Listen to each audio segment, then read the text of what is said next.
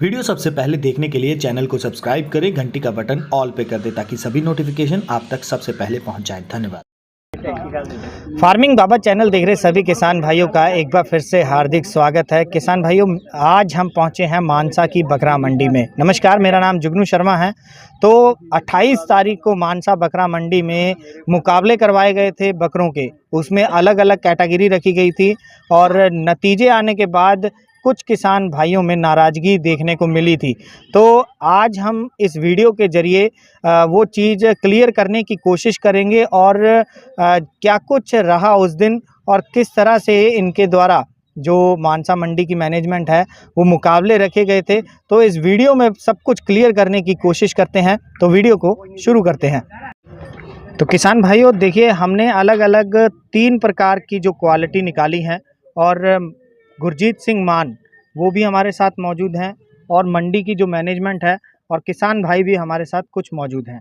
तो क्या उस दिन मुकाबले रखे गए थे, सबसे पहले उसके बारे में ही जान लेते हैं। गुरजीत जी, आपका फिर से स्वागत है फार्मिंग बाबा चैनल में। जी जुगनू जी, ਤੁਹਾਡਾ ਵੀ ਬਹੁਤ ਧੰਨਵਾਦ ਜਿਹੜਾ ਕਿ ਤੁਸੀਂ ਬੱਕਰੀ ਪਾਲਕ ਵੀਰਾਂ ਦੇ ਲਈ ਇਸ ਤਰ੍ਹਾਂ ਦਾ ਉਦਮ ਕਰ ਰਹੇ ਹੋਗੇ ਕਿ ਹਰ ਤਰ੍ਹਾਂ ਦੀ ਜਿਹੜੀ ਜਾਣਕਾਰੀ ਹੈ ਤੁਹਾਡੇ ਜੁਗਨੂ ਚੈਨਲ ਦੇ ਥਰੂ, ਆਪਣਾ ਫਾਰਮ ਬਾਬਾ ਚੈਨਲ ਦੇ ਥਰੂ ਤੁਸੀਂ ਦੇ ਰਹੇ ਹੋਗੇ, ਕਿਉਂਕਿ ਆਪਣਾ ਫਰਜ਼ ਬਣਦਾ ਕਿ ਬੱਕਰੀ ਪਾਲਕ ਵੀਰਾਂ ਨੂੰ ਹਰ ਤਰ੍ਹਾਂ ਦੀ ਜਾਣਕਾਰੀ ਹੋਵੇ ਕਿ ਬਰੀਡ ਤੇ ਕੰਮ ਕਿਵੇਂ ਕਰਨਾ ਹੈ। ਤਾਂ ਹਰ ਤਰ੍ਹਾਂ ਦੀ ਬਰੀਡ ਹੈਗੀ, ਤਾਂ ਜਿਹੜਾ ਆਪਣੇ ਵੱਲੋਂ ਕੰਪੀਟੀਸ਼ਨ ਕਰਾਇਆ ਗਿਆ ਸੀ 28 ਕੋ ਸਤੰਬਰ ਕੋ, ਤਾਂ ਉਹਦੇ ਵਿੱਚ ਹਰ ਤਰ੍ਹਾਂ ਦੀ ਬਰੀਡ ਤੇ ਆਪਾਂ ਕੋਸ਼ਿਸ਼ ਕੀਤੀ ਸੀਗੀ। ਕਾਫੀ ਲਗਭਗ 1.5 ਤੋਂ 2 ਲੱਖ ਦੇ ਇਹਦੇ ਵਿੱਚ ਪ੍ਰਾਈਜ਼ ਦਿੱਤੇ ਗਏ ਨੇ ਤੇ ਜਿਹੜੇ ਆਪਣੇ ਦੁਆਰਾ ਬੱਕਰੇ ਕੱਢੇ ਗਏ ਨੇਗੇ ਉਹ ਵੀ ਕਾਫੀ ਮਿਹਨਤ ਦੇ ਜੱਜਮੈਂਟ ਦੇ ਥਰੂ, ਕਾਫੀ ਜਿਹੜੇ ਮਿਹਨਤੀ ਜੱਜਮੈਂਟ ਸੀ। 8 ਕੈਟਾਗਰੀਆਂ ਦੇ ਮਤਲਬ ਮੁਕਾਬਲੇ ਸੀਗੇ ਔਰ 8 ਜਣਿਆਂ ਦੀ ਆਪਣੀ ਜਿਹੜੀ ਕਮੇਟੀ ਜੱਜਮੈਂਟ ਕਮੇਟੀ ਬਣਾਈ ਗਈ ਸੀਗੀ ਉਹਨੇ ਥਰੂ ਕੱਢੇ ਗਏ ਨੇਗੇ। ਸੋ ਇਸ ਬਾਰੇ ਤੁਸੀਂ ਅੱਜ ਜਿਹੜਾ ਬੱਕਰੀ ਪਾਲਕ ਵੀਰਾਂ ਨੂੰ ਜੋ ਕਿਸ ਤਰ੍ਹਾਂ ਦੀਆਂ ਕੋਈ ਉਹਨਾਂ ਦੇ ਮਨ ਦੇ ਵਿੱਚ ਸਮੱਸਿਆਵਾਂ ਸੀਗੀਆਂ ਵੀ ਕਿਸ ਤਰ੍ਹਾਂ ਦਾ ਮੁਕਾਬਲਾ ਕਰਵਾਇਆ ਗਿਆ ਸੀਗਾ, ਤਾਂ ਉਹਨਾਂ ਦੇ ਬਾਰੇ ਆਪਾਂ ਸਾਰਾ ਜਾਣੂ ਕਰਵਾਵਾਂਗੇ ਤੇ ਤੁਹਾਨੂੰ ਕੱਲੀ ਜਿਹੜੀ ਬਰੀਕੀ ਦੇ ਨਾਲ ਜਾਣਕਾਰੀ ਅੱਜ ਆਪਾਂ ਉਹ ਦੱਸਣ ਦੀ ਕੋਸ਼ਿਸ਼ ਕਰਾਂਗੇ ਤਾਂ ਕਿ ਬੱਕਰੀ ਪਾਲਕ ਵੀਰਾਂ ਨੂੰ ਕੋਈ ਮਨ ਦੇ ਵਿੱਚ ਸ਼ੰਕਾ ਨਾ ਰਹੇ, ਤਾਂ ਆਉਣ ਵਾਲੇ ਸਮੇਂ ਦੇ ਵਿੱਚ ਜਿਹੜੇ ਆਪਾਂ ਕੰਪੀਟੀਸ਼ਨ करावांगे वो बढ़ चढ़ के हिस्सा लें। बिल्कुल।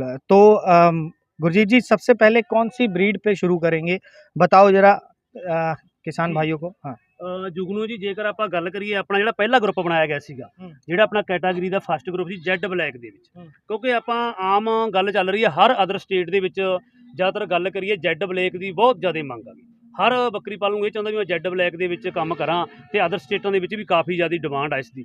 ਤਾਂ ਸਾਡੇ ਮਨ ਦੇ ਵਿੱਚ ਕੀ ਸੀਗਾ ਕਿ ਜੈਡ ਬਲੈਕ ਕੈਟਾਗਰੀ ਨੂੰ ਇੱਕ ਗਰੁੱਪ ਅਲੱਗ ਬਣਾਇਆ ਜਾਵੇ, ਫਸਟ ਗਰੁੱਪ। ਤਾਂ ਉਹਦੇ ਵਿੱਚ ਸਿਰਫ ਓਨਲੀ ਜਿਹੜਾ ਕਾਲਾ ਬੱਕਰਾ ਸੀਗਾ ਜਿਹਨੂੰ ਜੈਡ ਬਲੈਕ ਉਹੀ ਹੀ ਅਸੀਂ ਉਹਦੇ ਵਿੱਚ ਲੈਣਾ ਸੀਗਾ, ਕੋਈ ਹੋਰ ਕੈਟਾਗਰੀ ਨਹੀਂ ਲੈਣੀ ਸੀ। ਤਾਂ ਜੇਕਰ ਆਪਾਂ ਕਾਲੀ ਦੀ ਗੱਲ ਕਰੀਏ, ਜਿਸ ਤਰ੍ਹਾਂ ਤੁਹਾਡੇ ਸਾਹਮਣੇ ਫੀਮੇਲ ਹੈਗੀ, ਫੀਮੇਲ ਖੜੀ ਹੈ ਤੁਹਾਡੇ ਸਾਹਮਣੇ, ਬਹੁਤ ਹੀ ਜੈਡ ਬਲੈਕ ਆ, ਬਿਲਕੁਲ ਜੈਡ ਬਲੈਕ, ਕੋਈ ਵੀ ਇਸ ਦੇ ਵਿੱਚ ਵਾਈਟ ਬਾਲ ਨਹੀਂ ਹੈਗਾ। ਠੀਕ ਆ, ਇਸ ਤਰ੍ਹਾਂ ਦਾ ਕਲਰ ਆ ਜਿਹੜਾ ਉਹ ਜੈਡ ਬਲੈਕ ਦੇ ਵਿੱਚ ਮੰਨਿਆ ਜਾਂਦਾ, ਜਿਹਨੂੰ ਕਿ ਯੂਨੀਵਰਸਿਟੀ ਵੱਲੋਂ ਵੀ ਮਾਨਤਾ ਹੈ। ਤਾਂ ਇਸ ਤਰ੍ਹਾਂ ਦੇ ਕਲਰ ਦੀ ਅਸੀਂ ਡਿਮਾਂਡ ਕਰਦੇ ਸੀ ਵੀ ਇਹਦੇ ਵਿੱਚ ਜਿਹੜੇ ਬੱਕਰੇ ਆ ਕੈਟਾਗਰੀ ਮੁਤਾਬਕ ਉਹ ਨਿਕਾਲੇ ਜਾਣ। ਸੋ ਇਸ ਦੇ ਵਿੱਚ ਅਸੀਂ ਕੱਢਣ ਦੇ ਵਿੱਚ ਕਾਮਯਾਬ ਵੀ ਹੋਇਆਂਗੇ। ਜੋ 115 ਟੈਗ ਨੰਬਰ ਅਸੀਂ ਬਰੀਡਰ ਕੱਢਿਆ ਇਸ ਦੇ ਵਿੱਚ 2 ਦੰਦ ਦੇ ਵਿੱਚ ਔਰ ਪਹਿਲੀ ਕੈਟਾਗਰੀ ਦੇ ਵਿੱਚ, ਉਹਦਾ ਮੈਂ ਆਪਣੇ ਵੱਲੋਂ 1 ਲੱਖ ਰੁਪਇਆ ਵੀ ਲਗਾਇਆ ਗਿਆ।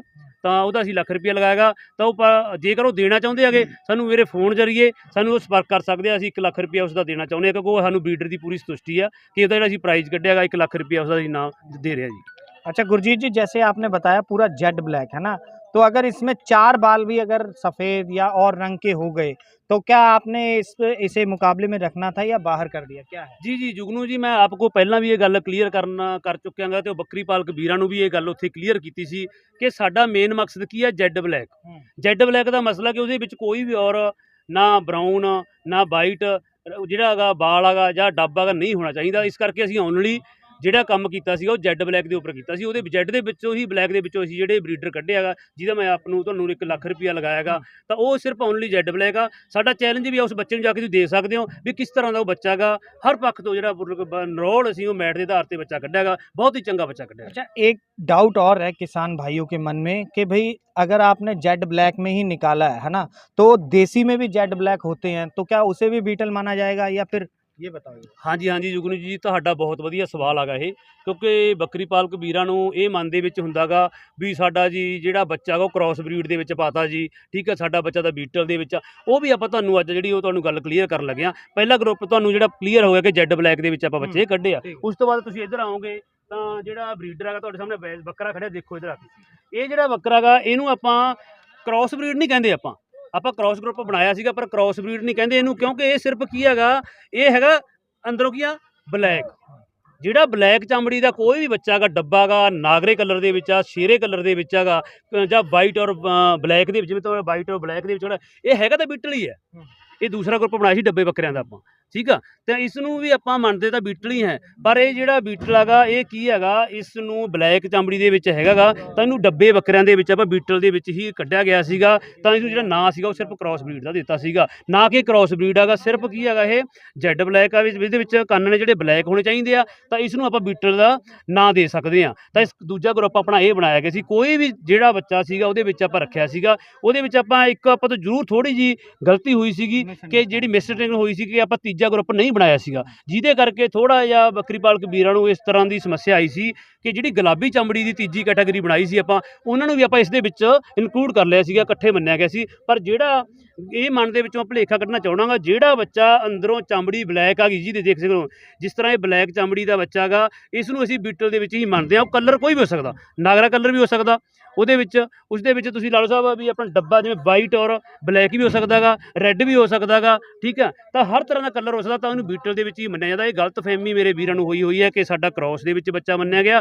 ਕ੍ਰਾਸ नहीं हैगा, ये बीटल ਦੇ ਵਿੱਚ ਹੀ है। और जो नागरा कलर भी है वो भी बीटल ਦੇ ਵਿੱਚ है। मतलब लिखने का फर्क पड़ गया वहाँ पे, है ना, कि आपने क्रॉस लिख दिया, लिखना डब्बा था यार। जी जी जी जी हाँ जी हाँ जी, ਉਹ ਇਹ ਸਰ ਇਹ ਹੈ ਜੀ, ਕਿਉਂਕਿ ਕੈਟਾਗਰੀ 8 ਬਣ ਗਈ ਸੀਗੀ, ਔਰ 8 ਗਰੁੱਪ ਜੇ ਤੀਜੀ ਕੈਟਾਗਰੀ ਅਸੀਂ ਨਵੀਂ ਬਣਾਉਂਦੇ ਸੀਗੇ ਤਾਂ ਸਾਡੇ ਜਿਹੜੇ ਪ੍ਰਾਈਜ਼ ਸੀਗੇ ਉਹ ਬਹੁਤ ਜ਼ਿਆਦਾ ਬਣ ਜਾਣੇ ਸੀਗੇ। ਤਾਂ 2 ਲੱਖ ਦਾ ਬਜਟ ਸਾਡਾ ਪਹਿਲਾਂ ਸੀਗਾ, ਤਾਂ ਲੱਖ ਜਿਹੜਾ ਬਜਟ ਸੀ ਕਮ ਸੇ ਕਮ 2.5-3 ਲੱਖ ਰੁਪਇਆ ਹੋਰ ਵੱਧ ਜਾਣਾ ਸੀਗਾ। ਇਸ ਕਰਕੇ ਸਾਨੂੰ ਜਿਹੜੀ ਕੈਟਾਗਰੀ ਸੀਗੀ, ਇੱਕ ਅਸੀਂ ਕੈਟਾਗਰੀ ਕਮ ਬਣਾਈ ਸੀਗੀ, ਉਸ ਕਰਕੇ ਅਸੀਂ ਗੁਲਾਬੀ ਚਮੜੀ ਅਤੇ ਜਿਹੜੀ ਬੀਟਲ ਕ੍ਰਾਸ ਬੱਚੇ ਸੀ ਡੱਬੇ, ਉਹਨਾਂ ਇੱਕ ਗਰੁੱਪ ਬਣਾਇਆ ਗਿਆ ਸੀਗਾ। ਇਹ ਜ਼ਰੂਰ ਸੀਗੀ। ਤਾਂ ਤੁਹਾਨੂੰ ਅੱਗੇ ਅਸੀਂ ਜਿਹੜਾ ਤੀਜਾ ਗਰੁੱਪ ਉਹ ਵੀ ਦਿਖਾਉਣ ਲੱਗੇ ਹਾਂ ਜੀ।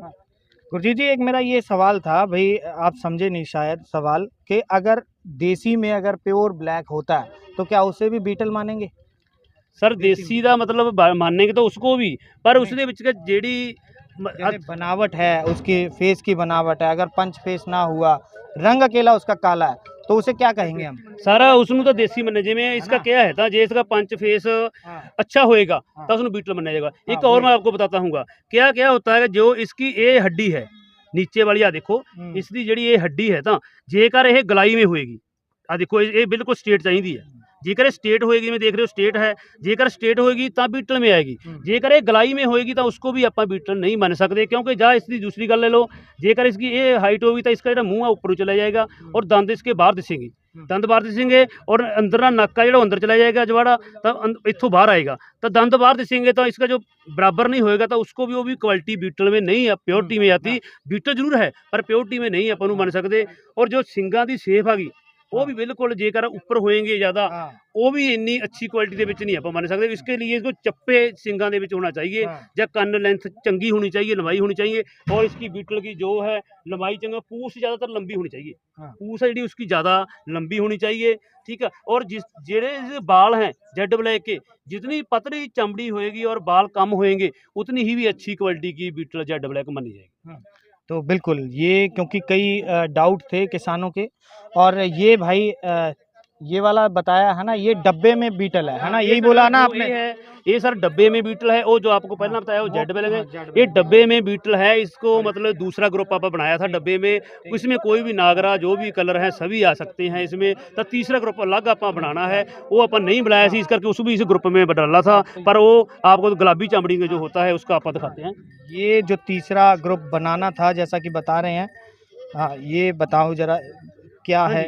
ਜਿਹੜੇ मैं बता रहा हूँ आपको, तीजा ग्रुप जो आप बनाना था वो नहीं बनाया था, क्योंकि अपने ਜਿਹੜੇ प्राइस सी वो ज़्यादा हो रहे थे, इस करके आप क्रॉस ग्रुप का नाम दे दिया था। पर वो जो पहला आपको दिखाया वो क्रॉस नहीं था, सिर्फ क्रॉस तो इस तरह की चमड़ी होती है जो गुलाबी चमड़ी होती है, ठीक है। जो ये मेरे बकरी पालक वीरां नूं मैं दसना चाहना, किसी दे विच मन दे विच शंका ना रहे, गुलाबी चमड़ी नूं ही क्रॉस ब्रीड माना जाता है, ठीक है। ये मन के देखो तुसीं हैदराबादी क्रॉस होती है, ठीक है। हैदराबादी क्रॉस होने करके ये जेकर इसको बकरे को आप बीटल बकरे के छोड़ेंगे उसको, ठीक है, ब्रीडर को, तो वो जो बच्चे या गुलाबी चमड़ी में आ जाएंगे तो उसको ही क्रॉस बोला जाता है, हैदराबादी क्रॉस ला लो।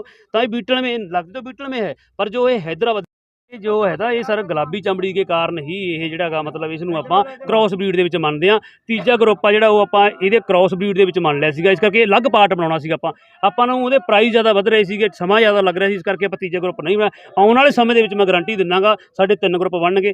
ਜੈਡ ਬਲੈਕ ਦਾ ਅਲੱਗ ਗਰੁੱਪ ਹੋਵੇਗਾ ਔਰ ਬੀਟਲ ਬੱਕਰਿਆਂ ਦਾ ਜਿਹੜੇ ਕਿ ਡੱਬੇ ਬੱਕਰਿਆਂ ਦਾ ਅਲੱਗ ਗਰੁੱਪ ਹੋਵੇਗਾ। ਤੇ ਜੇਕਰ ਤੀਜੀ ਬਰੀਡ ਦੀ ਗੱਲ ਕਰੀਏ ਆਪਾਂ ਕ੍ਰਾਸ ਮਤਲਬ ਉਹਦੇ ਵਿੱਚ ਹੈਦਰਾਬਾਦੀ ਕ੍ਰਾਸ ਜਿਹੜੇ ਗੁਲਾਬੀ ਚਮੜੀ ਦਾ ਉਹਦਾ ਅਲੱਗ ਗਰੁੱਪ ਹੋਵੇਗਾ। ਇਹ ਮਾਨਸਾ ਬੱਕਰੀ ਮੇਲਾ ਅਗਲੀ ਵਾਰ ਆਉਣਾ ਸਮੇਂ ਦੇ ਵਿੱਚ ਇਸ ਤਰ੍ਹਾਂ ਦੇ ਜਿਹੜੇ ਮੁਕਾਬਲੇ ਹੈਗੀ ਉਹ ਕਰਾਵੇਗੀ। ਕਿਸੇ ਵੀ ਤਰ੍ਹਾਂ ਦੀ ਜਿਹੜੀ ਮਤਲਬ ਬੱਕਰੀ ਪਾਲਕ ਵੀਰਾਂ ਨੂੰ ਹੈਗੀ ਉਹ ਮਤਲਬ ਕੋਈ ਗੁੰਜਾਇਸ਼ ਨਹੀਂ ਛੱਡੀ ਜਾਏਗੀ ਕਿ ਉਹਨਾਂ ਨੂੰ ਇਤਰਾਜ਼ ਭਰਨਾ ਪਵੇ ਜਾਂ ਉਹਨਾਂ ਦੀ ਕੋਈ ਸਮੱਸਿਆ ਹੋਵੇਗੀ।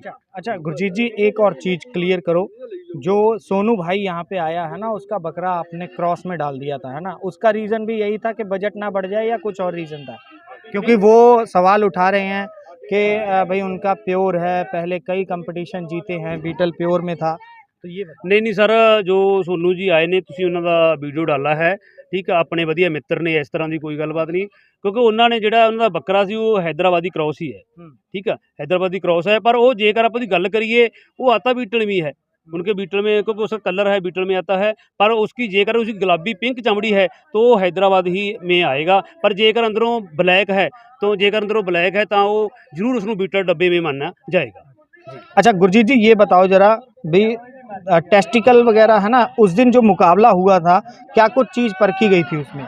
सर उस तरह जी अपने मुकाबले कराए गए तो ये अपने मुकाबले मैट के आधार पर करवाए गए थे, क्योंकि ये हर तरह की जी जजमेंट सी आप नंबर इनकलूड किए गए थे। जिस तरह के तो मतलब ला लो हाइट दे, ठीक है, लंबाई दे, कन्ना की लंबाई दे, 3 तरह के नंबर से लंबाई दे। उस तो बाद अगे गल करिए आप उन्होंने टेस्टिकलों के नंबर रखे गए थे, ठीक है। उस तो बाद जो आप अगे गल करिए तो उन्होंने जी सुंदरता के नंबर से वो भी कई 8 कैटागरी के सुंदरता के नंबर वंडे हुए थे, वक्रे वक्रे उन्होंने नंबर रखे हुए थे। तो इस करके जेकर आप उन्हों की गल करिए तो जी अपनी फुल जजमेंट के आधार पर आप नंबर डाले गए सी उहदे ताकि 8 मैंबरी जी अपनी कमेटी जजमेंट कमेटी सी उहदे विच पूरा प्रॉपर रिकॉर्ड रखा गया सी। उन्हों दा कोई भी व्यक्ति जेकर किसी नूं कोई समस्या सीगी साडे वल्लों उन्हां दी जो निर्धारित फीस की गई सी वो मौके पर भर के साडे पास रसीद लेके आता या लेके आवेगा तो हम उसका जो रिजल्ट है उनको बिल्कुल उनका रिजल्ट असी जो मेडल देने से उनका मतलब नहीं देंगे, क्योंकि उन्हें रोक देना सीगा। पर हमारे पास कोई नहीं आया, सिर्फ बर्बड़ी ही जो बोलते रहते हैं या इस तरह करते रहते हैं वो नहीं रिकॉर्ड में आता। इस करके जो एक नियम होते हैं, रूल होता है, वो एक दायरे दे विच होता है कि कंपीटिशन कराना है, उसकी साफ अच्छी छड्डनी होती है तो वो तां ही होएगा जेकर उसके नियम बनेगा। नियम तोड़ के तो कोई नहीं कामयाब हो सकता। इस करके साडे पूरे नियमों के अकॉर्डिंग ही कंपीटिशन कराएगा। अच्छा, जैसे आपने बताया ये मेरिट जो बनाई है ना, तो कुछ भाइयों के जो बकरे आपने बाहर कर दिए मुकाबले में से, तो क्या उनके नंबर कम रह गए थे या फिर कहाँ फ़र्क पड़ गया?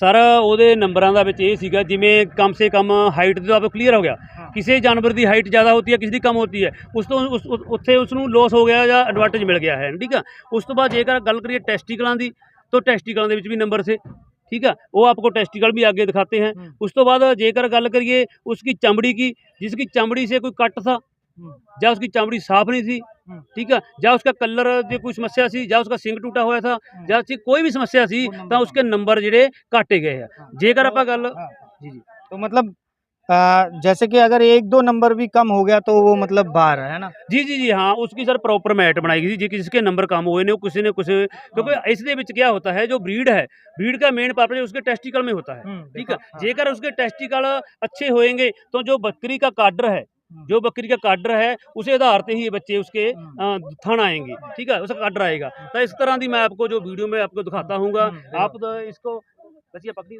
दिखाओ जरा ये।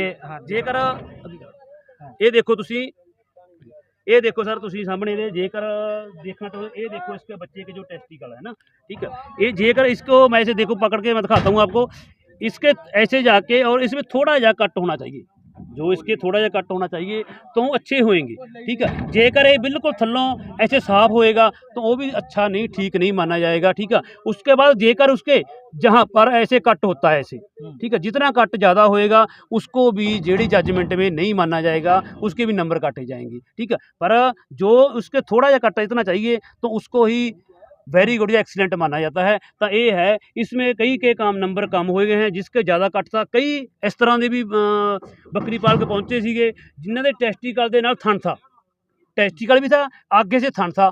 तो वो बोलते हैं जी हमारा तो बकरा फास्ट आना चाहिए, उसकी हाइट ज़्यादा है, या उसके कान ज़्यादा हैं, या उसका कलर ऐसा है, तो हमने उसको भी निकाला है। तो इसके लिए जो ब्रीडर में होना थन नहीं होना चाहिए, उसके टेस्टिकल अच्छे होने चाहिए, क्यों उसके आधार पे ही जो इसका काडर है बकरी का, जो थन है, वो उसके आधार पे ही आते हैं। तो इस बकरी पालक मैं वीरों को यही गुजारिश करता हूँ, हमारा मकसद ये नहीं है कि हम आपको कोई गुमराह करिए, हमारा मकसद है कि जो अच्छी जानकारी है, ठीक है, हमें भी दीजिए और आपके भी बांटिए। तो हमें अच्छी जानकारी चाहिए, ना कि कोई बेघड़त मनघड़त तरीके है कि जो आप बिना गल तो इस तरह ਦੇ ਕਰਦੇ ਰਹਿਣੇ ਹੈ। ਤਾਂ ਮੈਂ ਸਾਰੇ ਹੀ ਬੱਕਰੀ ਪਾਲਕ ਵੀਰਾਂ ਨੂੰ ਔਰ ਜਿੰਨੇ ਤਰ੍ਹਾਂ ਦੀਆਂ ਮੰਡੀਆਂ ਪੰਜਾਬ ਦੇ ਵਿੱਚ ਲੱਗ ਰਹੀਆਂ ਨੇਗੀਆਂ ਜਾਂ ਮੁਕਾਬਲੇ ਕਰਵਾਏ ਜਾ ਰਹੇ ਜਾਂ ਕੱਪ ਕਰਵਾਏ ਜਾ ਰਹੇ, ਬੱਕਰੀ ਪਾਲਕ ਵੀਰਾਂ ਨੂੰ ਮੈਂ ਇਹ ਕਹਿਣਾਗਾ ਉਹ ਚੰਗੀ ਤਰ੍ਹਾਂ ਮੈਟ ਦੇ ਆਧਾਰ ਤੇ ਮੁਕਾਬਲੇ ਕਰਵਾਏ ਜਾਣ, ਤਾਂ ਕਿ ਬੱਕਰੀ ਪਾਲਣ ਇੱਕ ਚੰਗਾ ਸਫਲ ਬੱਕਰੀ ਪਾਲਕ ਬਣ ਕੇ ਉਹ ਪੰਜਾਬ ਦਾ ਨਾਂ ਰੋਸ਼ਨ ਕਰ ਸਕੇ। ਤਾਂ ਜਿਹੜੇ ਮੁਕਾਬਲੇ ਅਸੀਂ ਕਰਵਾਵਾਂਗੇ ਆਉਣ ਵਾਲੇ ਸਮੇਂ ਦੇ ਵਿੱਚ ਉਹ ਵੀ ਮੈਟ ਦੇ ਆਧਾਰ ਤੇ ਕਰਾਏ ਜਾਣਗੇ। ਉਸ ਦੇ ਵਿੱਚ 3 ਕੈਟਾਗਰੀਆਂ ਜੈਡ ਬਲੈਕ ਤੇ ਆਪਣਾ ਡੱਬੇ ਬੱਕਰੇ ਔਰ ਤੀਜਾ ਗਰੁੱਪ ਉਸ ਦੇ ਵਿੱਚ ਬਣਾਇਆ ਜਾਵੇਗਾ ਗੁਲਾਬੀ ਚਮੜੀ ਪਿੰਕ ਸਕਿਨ ਦਾ ਬਣਾਇਆ ਜਾਵੇਗਾ, ਜਿਹੜਾ ਕਿ ਕਿਸੇ ਵੀ ਤਰ੍ਹਾਂ ਦੀ ਕੋਈ ਗੁੰਜਾਇਸ਼ ਨਹੀਂ ਛੱਡੀ ਜਾਵੇਗੀ ਔਰ ਮੁਕਾਬਲੇ ਕਰਾਏ ਜਾਣਗੇ ਔਰ ਇਸ ਤਰ੍ਹਾਂ ਦਾ ਹੀ ਬਜਟ ਦੇ ਨਾਲ ਮੁਕਾਬਲੇ ਕਰਾਏ ਜਾਣਗੇ। ਇਹ ਤੁਹਾਡੇ ਨਾਲ ਜੁਗਨੂ ਜੀ ਵਾਅਦਾ ਰਿਹਾ ਔਰ ਬੱਕਰੀ ਪਾਲਕ ਵੀਰਾਂ ਨੂੰ ਕਹਿਣਾ ਕਿ ਮਾਨਸਾ ਬੱਕਰੀ ਦੇ ਮੰਡੀ ਦੇ ਉੱਪਰ ਪਹੁੰਚੋ ਅਤੇ ਚੰਗੀ ਜਾਣਕਾਰੀ ਪ੍ਰਾਪਤ ਕਰੋ। ਇੱਕ ਗੱਲ ਮੈਂ ਤੁਹਾਡੇ ਨਾਲ ਹੋਰ ਸਾਂਝੀ ਕਰਨ ਲੱਗਿਆਂਗਾ ਕਿ ਅਸੀਂ ਆਉਣ ਵਾਲੇ ਸਮੇਂ ਦੇ ਵਿੱਚ ਥੋੜ੍ਹੇ ਸਮੇਂ ਦੇ ਵਿੱਚ ਹੀ ਬੱਕਰੀ ਪਾਲਣ ਦੀ ਟ੍ਰੇਨਿੰਗ ਆ ਗਈ, ਕਾਫੀ ਵੱਡੇ ਲੈਵਲ 'ਤੇ ਸ਼ੁਰੂ ਕਰਨ ਲੱਗੇ ਆਂਗੇ, ਤਾਂ ਕਿ ਉਹਨਾਂ ਦੇ ਨਾਲ ਇਸ ਤਰ੍ਹਾਂ ਹੀ ਟ੍ਰੇਨਿੰਗ ਸ਼ੁਰੂ ਕਰਨਾ। ਜਿਹੜੇ ਬੱਕਰੀ ਪਾਲਕ ਨੇ ਉਹਨਾਂ ਨੂੰ ਕਈ ਸਮੱਸਿਆਵਾਂ ਆ ਰਹੀਆਂ ਨੇ ਕਿੱਤੇ ਦੇ ਸ਼ੁਰੂ ਕਰਨ ਦੇ ਵਿੱਚ, ਤਾਂ ਉਹ ਅਸੀਂ ਉਹਨਾਂ ਨੂੰ ਪਹਿਲਾਂ ਹੱਲ ਕਰਕੇ ਦੇਵਾਂਗੇ, ਤਾਂ ਕਿ ਬੱਕਰੀ ਪਾਲਣ ਕਿੱਤਾ ਕਰਨ ਤੋਂ ਬਾਅਦ ਕਈ ਵਾਰ ਟ੍ਰੇਨਿੰਗ ਕਰਦੇ ਆ ਤਾਂ ਉਹ ਧੰਦਾ ਫੇਲ ਹੋ ਜਾਂਦਾ ਗਾ। ਤਾਂ ਸਾਡੇ ਨਾਲ ਬੱਕਰੀ ਪਾਲਕ ਬਣੇ ਰਹਿਣ, ਜੁੜੇ ਰਹਿਣ ਔਰ ਆਉਣਾ ਸਮੇਂ ਦੇ ਵਿੱਚ ਉਹਨਾਂ ਨੂੰ ਅਸੀਂ ਜਿਹੜੀ ਟ੍ਰੇਨਿੰਗ ਆ ਗਈ ਉਹ ਵੀ ਸ਼ਡਿਊਲ ਅਸੀਂ ਜਾਰੀ ਕਰਨ ਲੱਗੇ। ਤੁਹਾਡੇ ਚੈਨਲ ਦੇ ਜ਼ਰੀਏ ਹੀ ਸਭ ਤੋਂ ਪਹਿਲਾਂ ਜਿਹੜਾ ਸ਼ਡਿਊਲ ਆ ਉਹਦਾ ਜਾਰੀ ਕੀਤਾ ਜਾਵੇਗਾ ਔਰ ਕਿਸ ਤਰ੍ਹਾਂ ਦੇ ਜਿਹੜੇ ਕੰਮ ਨੇ ਟ੍ਰੇਨਿੰਗ ਦੇ ਵਿੱਚ ਕੀਤੇ ਜਾਂਦੇ ਆ ਔਰ ਕਿਸ ਤਰ੍ਹਾਂ ਟ੍ਰੇਨਿੰਗ ਕਰਾਈ ਜਾਵੇਗੀ। ਕਾਫੀ ਚੰਗੇ ਤਜਰਬੇਕਾਰ ਜੱਜਮੈਂਟਾਂ ਦੇ ਆਧਾਰ ਤੇ ਜਿਹੜੇ ਉਹ ਮਤਲਬ ट्रेनिंग ਦਿੱਤੀ ਜਾਏਗੀ, रिसोर्स पर्सन बुलाए जाएंगे। सो मैं साਰਿਆਂ ਦਾ ਇਹਨੇ ਧੰਨਵਾਦ। तो ठीक है किसान भाइयों, ये देखिए, और अगर कोई डाउट होंगे तो नीचे कमेंट कर देना। हम अगली बार फिर से जो गुरजीत जी के पास पहुंच के डाउट क्लियर करने की कोशिश करेंगे, क्योंकि हमारा भी एक फ़र्ज़ है कि जब हम वीडियोस बना रहे हैं तो किसानों को ज़्यादा से ज़्यादा जो जानकारी है वो पहुंचा सकें। तो अगली बार फिर हाजिर होंगे नई वीडियो नई जानकारी के साथ। तब तक के लिए धन्यवाद।